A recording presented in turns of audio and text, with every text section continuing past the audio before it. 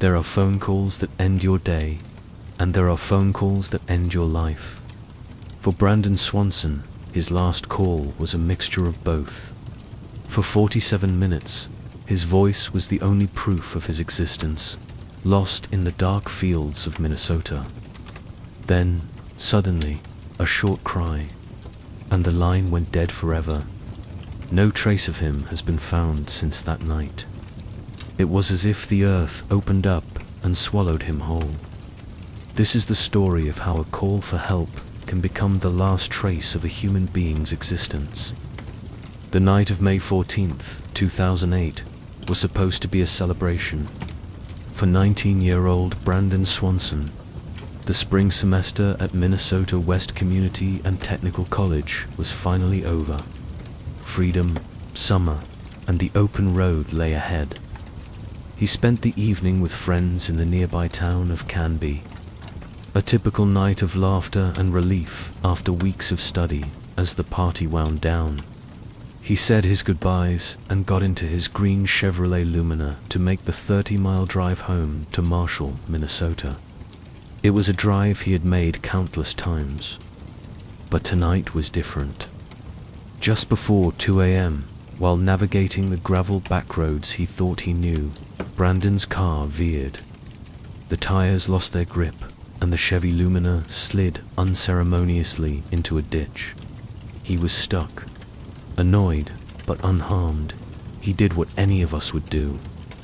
He pulled out his cell phone and called home. His parents, Brian and Annette, answered, their sleep interrupted by the familiar ring. Brandon explained the situation. He wasn't hurt, he just needed a ride. He told them he was on a gravel road somewhere near the town of Lind. It's okay, he assured them. I'll just start walking towards Lind. I can see lights. Just come get me there.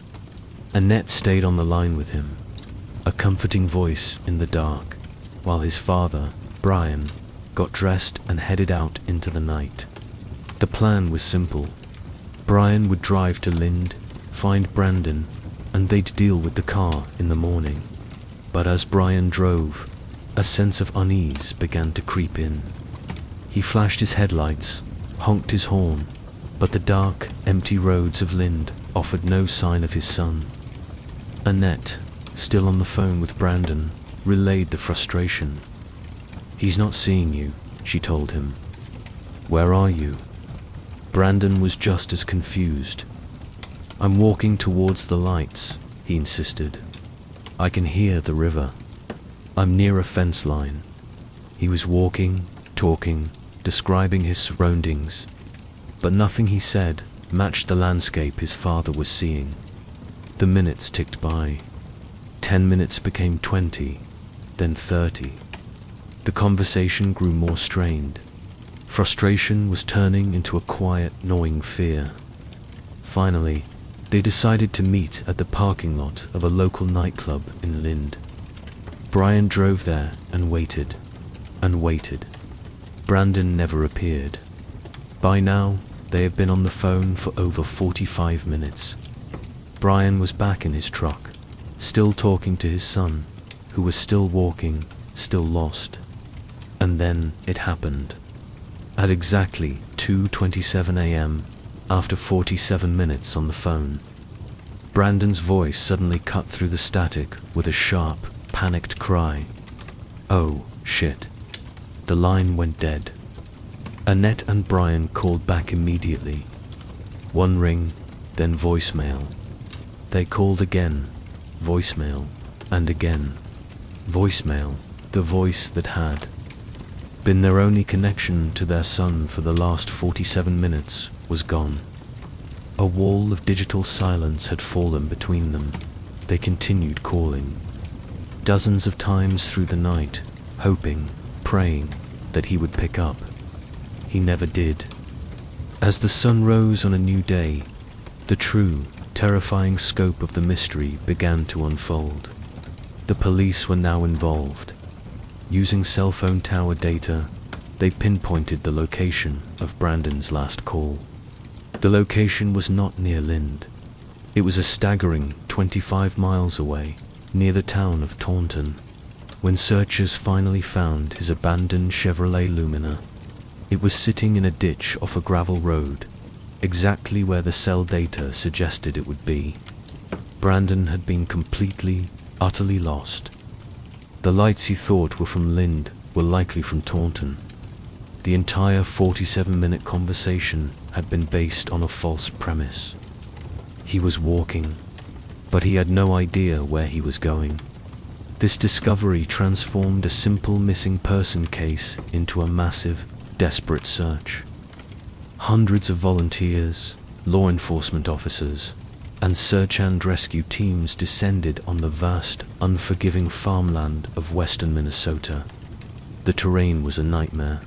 Miles of open fields, thick woods, and treacherous marshlands, all crisscrossed by the Yellow Medicine River. The search dogs were brought in. In a moment that seemed like a breakthrough, several dogs picked up a scent trail. The trail started from the abandoned car and followed a path along the gravel road, through fields and towards the riverbank. The trail was erratic, as if following the path of someone disoriented, walking in the dark. For 3.5 miles, the dogs followed the scent of Brandon Swanson, and then, at the edge of the Yellow Medicine River, the trail went cold. It just stopped. It was as if he had reached the water's edge and simply vanished. Search teams scoured the river. Divers plunged into its murky depths. Boats dragged its bottom for weeks. They found nothing. No body, no clothing, no wallet, no keys, no cell phone. The river held its secrets tightly. Days turned into weeks, and weeks into months. The official search was eventually scaled down, but his family never gave up. They organized their own searches, walking the same fields, combing the same woods. Their hope dwindling with every passing season, but the silence remained. With no body and no evidence, the only thing left was speculation. Theories began to swirl, each one trying to explain the unexplainable. The most accepted theory, the one favored by law enforcement, is that Brandon, disoriented and possibly suffering from hypothermia, accidentally fell into the Yellow Medicine River.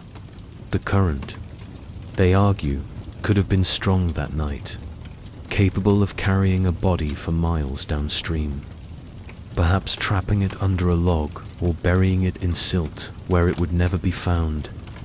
His final cry of "Oh, shit," could have been the moment he slipped on the muddy bank and fell into the cold, dark water. It's a logical, tragic, and simple explanation, but for many, it feels too simple. Why did the dogs lose the scent so abruptly at the water and not in it? And if he drowned, why has not a single piece of evidence's shoe, a piece of clothing, his phone ever washed ashore in all these years? This leads to another theory, that Brandon met with foul play. In this version of the story, his final cry wasn't one of slipping, but of surprise. Perhaps he stumbled upon something he wasn't supposed to see on that remote farm road. A drug deal, a poaching operation, something illicit happening under the cover of darkness. Or perhaps he encountered a person, someone who offered him a ride, only to reveal a sinister intent. In this scenario, his disappearance wasn't an accident. It was a crime. His body and belongings were deliberately hidden, which would explain why the most extensive search in the state's history found nothing. Then there is the theory that he didn't fall into the river at all, but into something else. The area is dotted with old, forgotten farm wells and cisterns.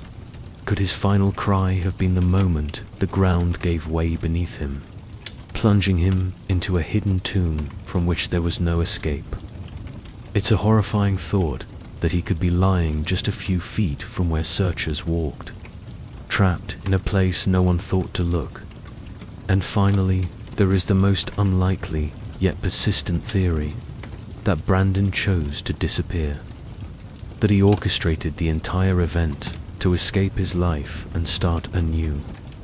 Proponents of this idea ask, could a 19-year-old truly be so disoriented that he couldn't identify his location for 47 minutes? Was the "oh shit" a staged moment of drama before he turned off his phone and walked away forever?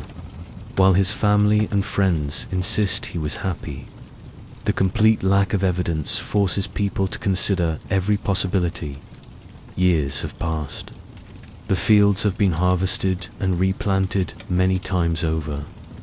The seasons have changed, but the story of Brandon Swanson remains frozen in time, locked in that 47-minute phone call. His case led to a significant change in Minnesota law.